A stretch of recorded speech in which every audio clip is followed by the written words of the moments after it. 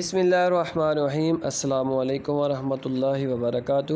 عزیز طلبہ، امید کرتا ہوں کہ آپ سب خیر و عافیت سے ہوں گے اور اپنے اسباق کو اچھی طرح یاد کر رہے ہوں گے، اور اسی میں آپ کا ہی فائدہ ہے۔ فائدہ اگر یاد کریں گے تو جو امتحانات کی آپ کی تیاری اچھی ہو جائے گی۔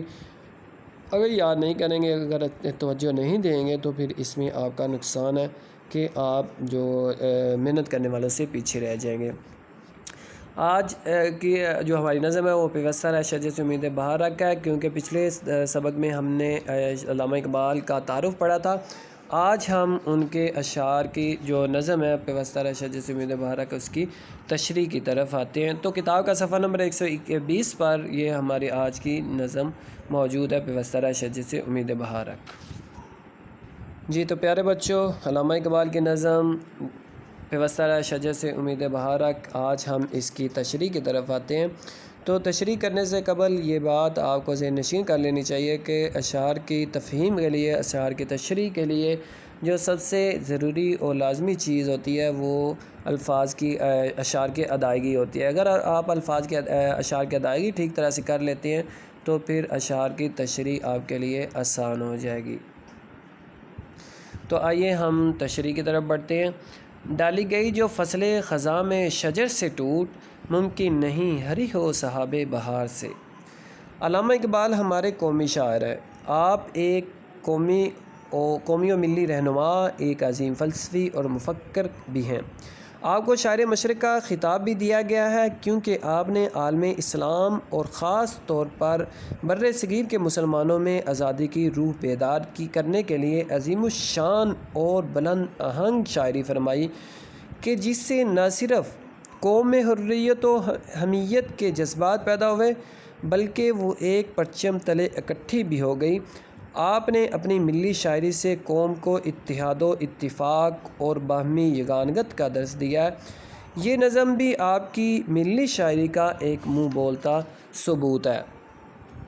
اس شعر میں علامہ اقبال مسلمانوں کو باہمی مل جل کر رہنے اور آپس میں اتفاق اور بھائی چارے کو روا رکھنے کا درس دیتے ہوئے ایک بہت ہی اعلیٰ اور خوبصورت مثال پیش کرتے ہوئے کہتے ہیں کہ جو ٹہنی درخت سے ٹوٹ کر الگ ہو جاتی ہے اور جب خزاں رسیدہ موسم ہو تو پھر بہار کی خوبصورت ہواؤں اور کالی گھٹاؤں سے لبریز بادلوں کی برستی برساتیں بھی اس پر چاہ کر بہار کے پھول نہیں اگا سکتی، کیونکہ اس نے اپنی اصلی طاقت جو کہ درخت کی صورت میں تھی اس سے ہی ناطہ توڑ لیا ہے۔ اس مثال میں مسلمانوں کے لیے جو پیغام پوشیدہ ہے وہ یہ ہے کہ مسلمانوں کو کبھی بھی برے سے برے حالات میں آپس میں ناطہ نہیں ختم کرنا چاہیے اور نہ ہی نامایوس و نا امید ہونا چاہیے، بلکہ اچھے وقت کی امید رکھنی چاہیے، اور اس لیے کہ باہم مل کر جو برے حالات کا مقابلہ کرنا چاہیے۔ علامہ اقبال ہی کا شعر ہے۔ علامہ اقبال کہتے ہیں، فرد قائم ربط ملت سے ہے تنہا کچھ نہیں، فرد قائم ربط ملت سے ہے تنہا کچھ نہیں، موج ہے دریا میں اور بیرون دریا کچھ نہیں۔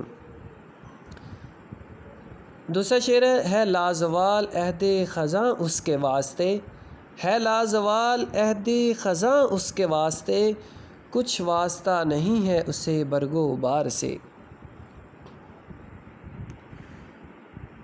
لازوال کہتے ہیں نہ ختم ہونے والی، عہد خزاں خزاں کا دور، واسطہ تعلق کو کہتے ہیں، برگ و بار پتے اور پھل کو کہتے ہیں، برگ پتوں کو کہتے ہیں اور بار پھل کو کہتے ہیں۔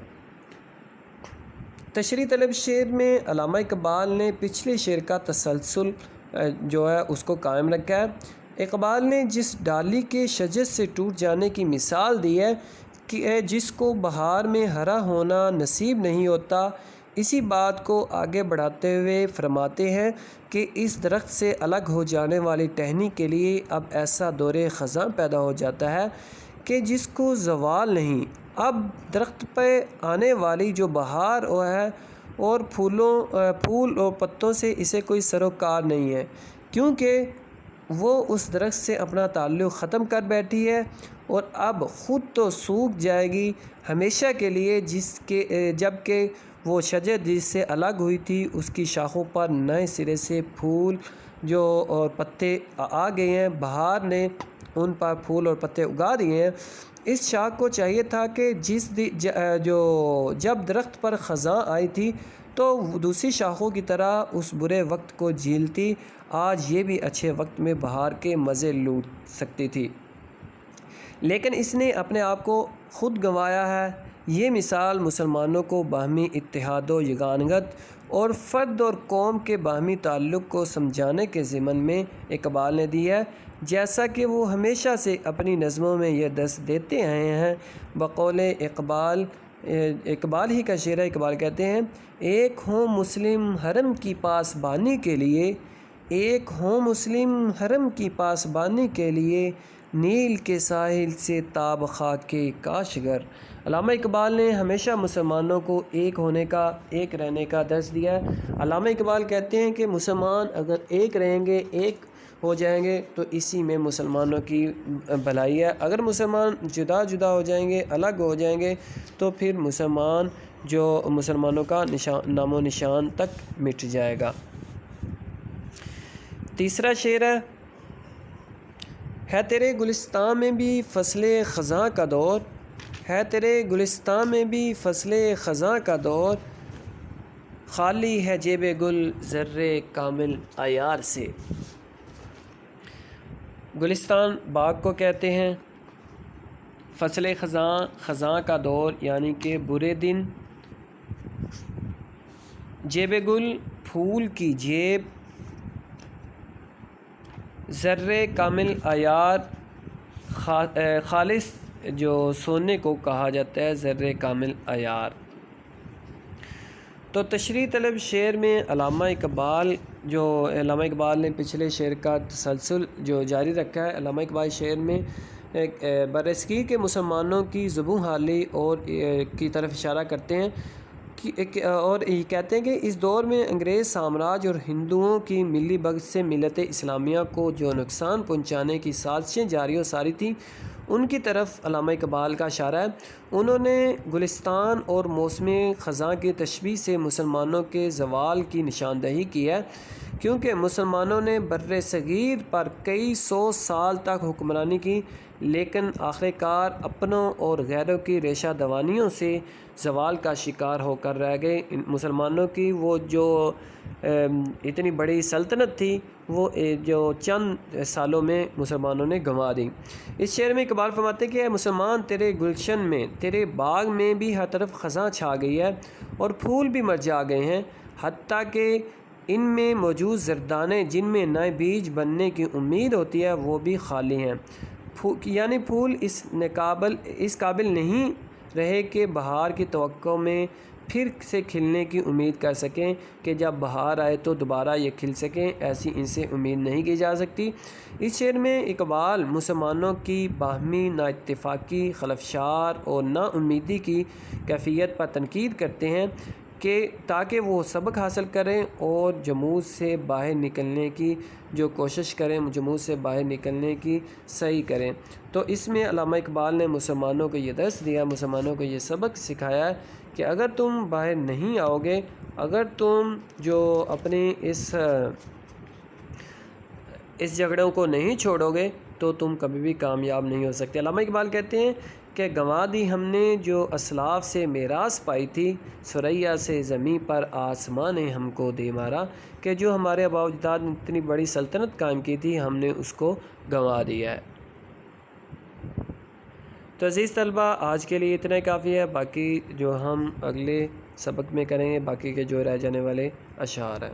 اس میں ایک شعر اور دیکھ لیں، جو نغمہ زن تھے خلوت اوراق میں طیور، رخصت ہوئے تیرے شجر سایہ دار سے۔ اس شعر میں جو الفاظ علامہ اقبال نے استعمال کیے ان میں نغمہ زن گیت گانے والے، خلوت اوراق تنہائی یعنی کہ پتوں کے پیچھے، طیور طائر کی جمع پرندے کو کہا جاتا ہے، رخصت ہوئے چلے گئے، شجر سایہ دار درخت، اوراق مراد پتے ہیں یہاں پر۔